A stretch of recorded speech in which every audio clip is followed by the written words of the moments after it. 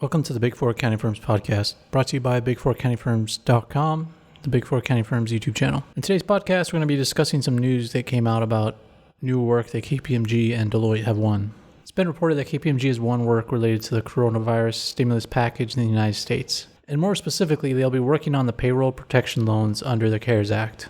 And this news relates only to KPMG US. In previous posts and podcasts, I guess that KPMG US would not lay people off like other KPMG firms around the world because of the optics that it would have in the United States. And I was thinking that KPMG US would be applying for assistance under the stimulus package, like applying for loans, and that's the reason that they wouldn't lay people off.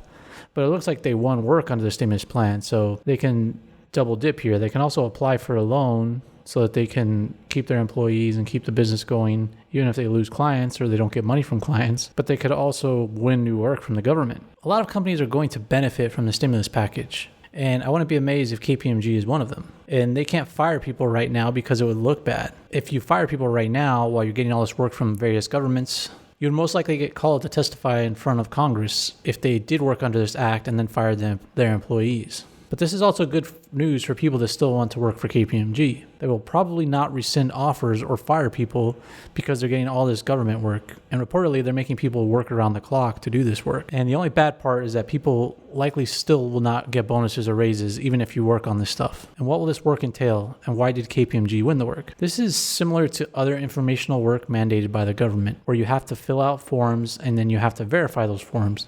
There's been plenty of guidelines that have come out from governments all around the world where you have to fill out information about your company, financial information, where you operate, how many employees you have. And this is similar to that.